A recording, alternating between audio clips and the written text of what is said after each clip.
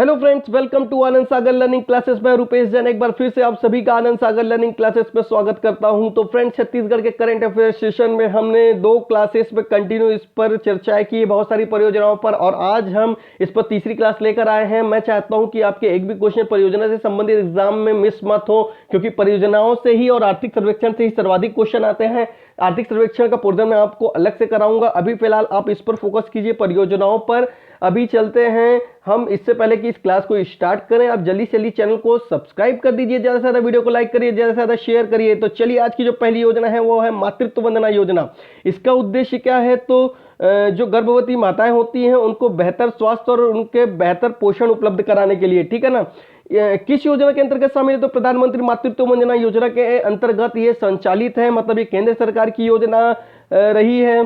प्रावधान इसके अंतर्गत क्या है कि 5,000 रुपए तक की राशि महिलाओं के खाते में सीधे उनके खातों में, वो भी 3 किस्तों के माध्यम से पहुंचाई जाएगी। जो प्रथम किस्त है वो 1,000 रुपए की राशि है, गर्भावस्था के पंजीयन पर ये प्रोवाइड की जाएगी। द्वितीय किस्त कब दी जाएगी? 2,000 की राशि 6 माह में न्यूनतम INC जांच पर। और जो तीसरी किस्त है वो भी 2,000 रुपए है, लेकिन कब दी जाएगी? प्रसव उपरांत शिशु के प्रथम चक्र के टीकाकरण एवं जन्म प्रमाण पत्र बनने के बाद। इसमें आपको एक चीज नोट करना है कि सहयोग राशि क्या है। सहयोग राशि बैंक के खाते में DBT के माध्यम से प्रदान की जाएगी। DBT के माध्यम से, ये भी एक क्वेश्चन बन सकता है, ठीक है। तो इतना कुछ मैंने आपको बता दिया, से याद रखना। अगली जो योजना है वो है राम वन गमन पथ योजना। अब आप सोच रहे होंगे मैं इसे क्यों बता रहा हूँ, ये तो पुरानी योजना है, लेकिन इसे क्वेश्चन बनाने का, इसे आपको अपडेट करना है। देखो, मैं अभी आपको अपडेट कराता हूँ। इसमें क्या होगा कि 51 स्थलों का चयन किया जाएगा। तो प्रथम जो आपका चरण होगा उसमें 8 स्थलों का विकास किया जाएगा, और बाकी के जो आपके जो स्थल हैं उसे इस प्रकार से चरण बना के दूसरे चरण में उसे विकास किया जाएगा। शुरुआत कहां से होगी? तो चंद्रखुरी कौशल्या मंदिर से इसकी शुरुआत होगी, ठीक है। उद्देश्य क्या है? तो उद्देश्य जैसे कि राम मंदिर का है अयोध्या में, वैसे ही इसका भी है कि पर्यटन को बढ़ावा देना प्रदेश में, ठीक है। ज्यादा से ज्यादा रोजगार उपलब्ध होंगे, उससे राष्ट्रीय अंतर्राष्ट्रीय फलक पर पहचान दिलाना प्रदेश को। सुविधा क्या क्या दी जाएगी? तो मार्ग का उन्नयन, साइनेजेस, पर्यटक सुविधा केंद्र, इंटरप्रिटेशन सेंटर, वैदिक विलेज पगोड़ा, वेडिंग सेट्स, पेयजल, शौचालय, विद्युतीकरण, sitting bench, restaurant, water front development, ऐसे बहुत सारी इसमें सुविधा दी जाएंगी। मैंने बहुत सारे कुछ मेंशन कर दिए हैं। आपको बात याद रखना है कि किस आधार पर श्री राम वनगमन मार्ग को आधार माना गया है, किस पुस्तक के आधार पर? तो दंडकारण्य रामायण और छत्तीसगढ़ पर्यटन, ये 2 किताबों के आधार पर, ठीक है। तो छत्तीसगढ़ पर्यटन किसकी किताब है? डॉक्टर हेमू यदू की और मनुलाल यदू की दंडकारण्य रामायण है। तो प्रथम जो चरण में 8 स्थल का चयन किया गया है वो है कोरिया का सीतामढ़ी हरचौका, सरगुजा का रामगढ़, जांजगीर चांपा का शिवरी नारायण, बलौदा बाजार का तुरतुरिया, रायपुर का चंद्रखुरी, गरियाबंद का राजिम, धमतरी का सिहावा और बस्तर का जगदलपुर। चलिए इसी प्रकार देखते हैं कि दूसरे चरण में कौन कौन से स्थल शामिल किए गए हैं। तो देखिए, इतने सारे, आप इन स्थलों का या तो स्क्रीनशॉट ले लीजिए या इसे नोट कर लीजिए। देखिए, कोरिया में ये आपके इतने सारे स्थल हैं, सीतामढ़ी, घाघरा, कोटाटोल, अमृतधारा, ऐसी बहुत सारे स्थल हैं। बलौदा बाजार भाटापारा में धमनी, पलारी, नारायणपुर को शामिल किया गया, ठीक है। कांकेर, वैसी कांकेर में कंक ऋषि आश्रम था। नारायणपुर में नारायणपुर और छोटे डोंगर हैं। जसपुर में कुछ जगह है, सरगुजा, धमतरी, दंतेवाड़ा, कोंडागांव, जांजगीर चांपा, रायपुर, बिलासपुर, गरियाबंद, बस्तर, सुकमा, महासमुंद, इन सब चीज़ों में देखिए इतने सारे ये इन स्थलों का चयन किया गया है, 43 स्थलों का। तो आप इसे नोट कर लीजिए। चलिए, अब अगली जो योजना है वो मुख्यमंत्री हाट बाजार क्लिनिक योजना है, ठीक है।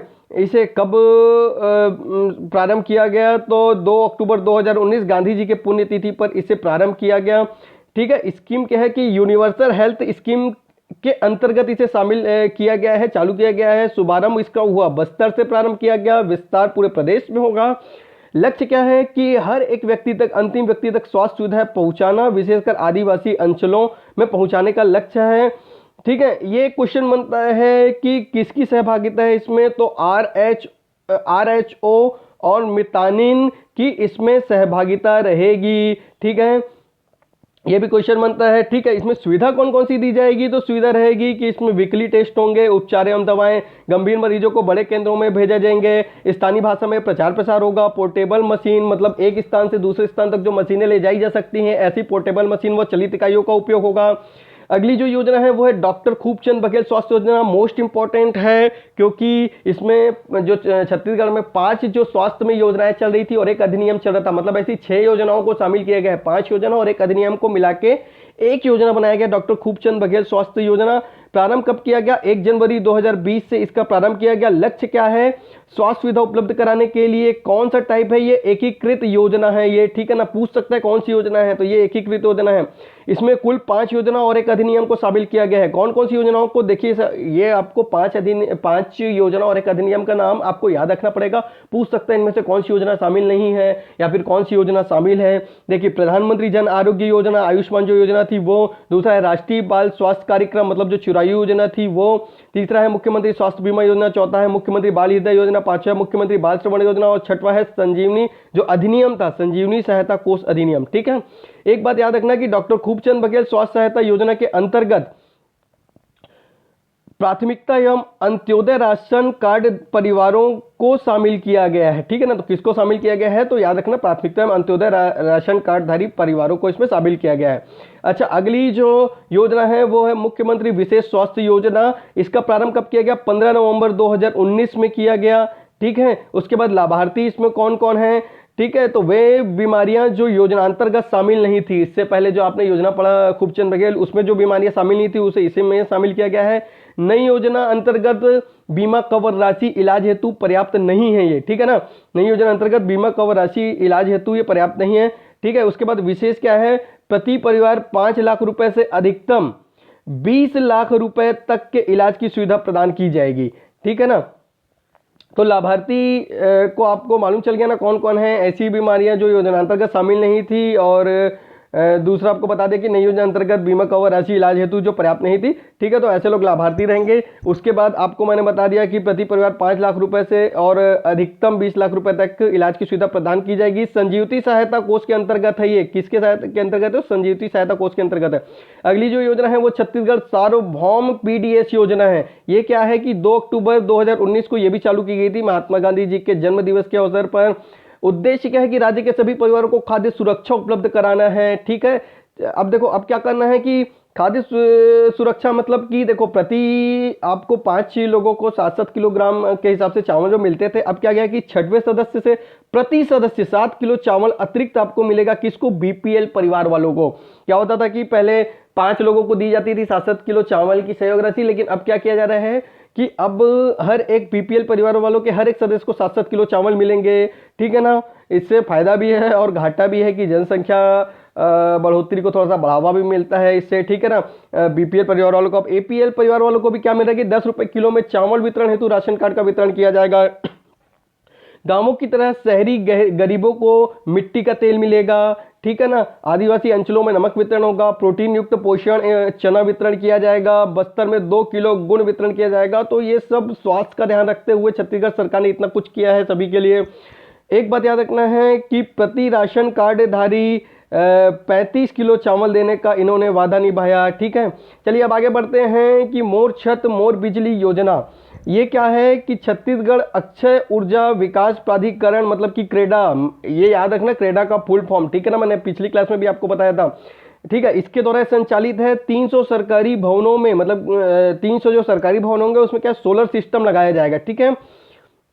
लाभ क्या होगा कि संबंधित विभाग का 1/3 बिजली खर्च हो जाएगा, ठीक है ना। जितना खर्च होता था उसका 1/3 हो जाएगा। नोट याद मतलब ये बात याद रखने वाली है कि मध्य प्रदेश के बाद छत्तीसगढ़ में यह योजना प्रारंभ की गई है, ठीक है। चलिए आगे बढ़ते हैं कि गार्बेज कैफे योजना क्या है। तो आरंभ इसका हुआ अंबिकापुर से, ठीक है ना। देश का प्रथम गार्बेज कैफे स्थल है अंबिकापुर, ये ऑब्जेक्टिव में आता ही है। और मैंने जो एमसीक्यूज करा रहा हूँ जो शाम को जो आपके वीडियो अपलोड होते हैं उसमें ये क्वेश्चन आपका आएगा ही, देख लीजिएगा, ये आ भी चुका होगा। शामिल कौन से हैं? तो नगर निगम शहर के गरीब और घुमंतु लोग इसमें शामिल हैं। उद्देश्य क्या है? 1 किलो प्लास्टिक कचरे पर मुफ्त भोजन दिया जाएगा, ठीक है ना।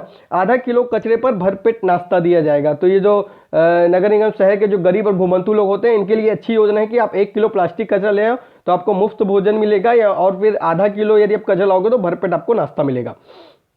अगली जो योजना है वो सुराजी गांव योजना है। घोषणा इसकी 8 फरवरी 2019 को की गई थी। घोषणा तो हुई 8 फरवरी 2019 को। लक्ष्य क्या है कि ग्रामीण विकास और रोजगार सृजन के लिए, ठीक है ना। तो इसका उद्देश्य क्या है, जल संसाधन प्रबंधन एवं पशुपालन, ठीक है ना, एवं पशुपालन, और दूसरा है कचरा निस्तारण और बागवानी पर केंद्रित होगी, ठीक है ना, कचरा निस्तारण और बागवानी पर केंद्रित होगी, ठीक है। इसके लिए नारा पूछ सकता है, तो नारा क्या है कि नरवा गरुआ घुरुआ औ बारी एला बचाना है संगवारी। पूरा याद रखना, घुमा फिरा के दे देगा आपको, कुछ भी दे देगा, ठीक है। तो याद रखना कि नरवा गरुआ घुरुआ औ बारी एला बचाना है संगवारी, ठीक है। अगली जो योजना है वो जो योजना है मुख्यमंत्री युवा स्वरोजगार योजना। उद्देश्य क्या है कि बेरोजगार युवाओं को रोजगार के नए अवसर प्रदान करने के लिए ऋण दिया जाएगा, कर्ज दिया जाएगा। सहायता राशि क्या होगी, 25 लाख रुपए होगी। समन्वय व्यवसाय, सामान्य व्यवसाय करने वालों को, सेवा व्यवसाय करने वालों को 10 लाख रुपए और लघु व्यवसाय करने वालों को 2 लाख रुपए तक का ऋण दिया जाएगा, ठीक है। आवेदक, इसमें उनकी जो आवेदक की जो पात्रता है वो क्या होगी कि वार्षिक जो आय है उनकी 3 लाख रुपए से अधिक नहीं होनी चाहिए, छत्तीसगढ़ का मूल निवासी होना चाहिए, और उनकी जो आयु है 18 से 25 वर्ष तक होनी चाहिए, 8वीं पास होना चाहिए, और किसी अन्य योजना का लाभ न उठाया हो, वो ऐसे लोग इसमें पात्र होंगे। तो बहुत सारी बाध्यता है, पता नहीं किसे इसका फायदा मिलेगा नहीं मिलेगा।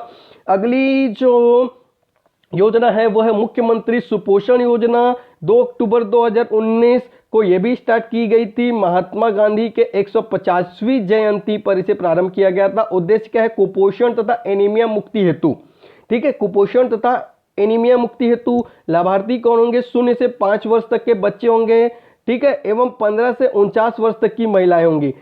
0 से लेकर 5 वर्ष तक के बच्चे और 15 से लेकर 49 वर्ष तक की महिलाएं जो कि कुपोषण का शिकार होती हैं, उनके लिए योजना है। क्या आहार प्रदान किया जाएगा उन्हें, स्थानीय पोषक आहारों को इसमें शामिल किया जाएगा, जैसे कि और कहाँ कहाँ, आंगनबाड़ी, स्कूल इत्यादि में ये वितरित किया जाएगा, ठीक है। कौन कौन से पोषक आहार, फल, दूध, अंडा, सोया बड़ी, लड्डू, भाजी इत्यादि, ठीक है ना। तो इसमें जो ये अंडा शामिल किया गया है स्कूल आंगनबाड़ी में बांटने का, तो इसमें क्या है, काफी विवादित रहा था ये, बहुत इसका विरोध किया गया था, ठीक है। ये भारतीय संस्कृति की भावनाओं के विरुद्ध है कि आप विद्यालय और सरकारी केंद्रों में आप अंडा वितरण कराएं, ठीक है। सरकार के द्वारा ऐसी योजनाएं नहीं चलानी चाहिए। तो अब देखते हैं कि इस पर क्या प्रभाव पड़ता है मुख्यमंत्री का। चलिए आगे बढ़ते हैं। मोर जमीन मोर मकान योजना, लाभार्थी इसमें 1 लाख लोग शामिल हैं, वो भी शहरी गरीब परिवार, ठीक है ना। इसमें कौन शामिल है पूछता है, मोर जमीन मोर मकान योजना में कौन शामिल है, तो आप याद रखना ग्रामीण गरीब परिवार नहीं है, शहरी गरीब परिवार है, ठीक है। सहायता दी जाएगी उन्हें 2.25 लाख रुपए की, ठीक है ना, मकान बनाने के लिए। और प्रधानमंत्री आवास योजना के तहत इसे संचालित किया गया। जो प्रधानमंत्री मोदी की जो योजना चल रही है, नरेंद्र मोदी जी की, उसके तहत इसे संचालित किया गया है। एक आपको बता दूं कि आज ही न्यूज़पेपर में ये देखने को मिला, आप इसे नोट कर लेना कि आदिवासी संस्कृति को जाने लोग, उसके लिए नया रायपुर में नॉलेज हब बनाया जाएगा, ठीक है ना।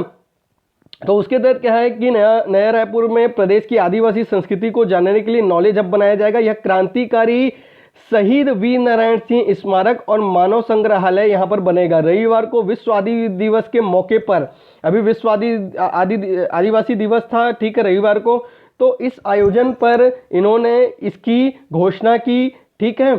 और इसका ई शिलान्यास भी किया, मतलब ऑनलाइन शिलान्यास भी किया, क्योंकि अभी कोविड-19 चल रहा है, ठीक है।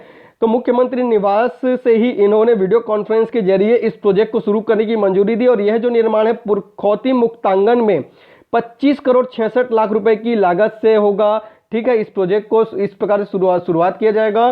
तो ऐसी और भी बहुत सारी योजनाएं इन्होंने बनाई हैं, मैं इसे आगे आपको अपडेट करता रहूंगा। फिलहाल तो इसे आप न्यूज़पेपर में पढ़ लीजिए। ये तो हरी भूमि की कटिंग है, और भी न्यूज़पेपर की आप कटिंग देख सकते हैं। तो चलिए फ्रेंड, मेरे ख्याल से अभी परियोजनाओं पर एक क्लास में और लूंगा कवर करने के लिए, ठीक है। तो इस प्रकार से मैं आपके कोई भी क्वेश्चन मिस होने नहीं दूंगा। अगली क्लास का इंतजार करिए। ज़्यादा से ज़्यादा वीडियो को लाइक करना, ज़्यादा से ज़्यादा शेयर करना, वीडियो को चैनल को ज़्यादा से ज़्यादा सब्सक्राइब करना। आज की क्लास में इतना ही फ्रेंड, अगली क्लास तक के लिए हैव अ नाइस डे।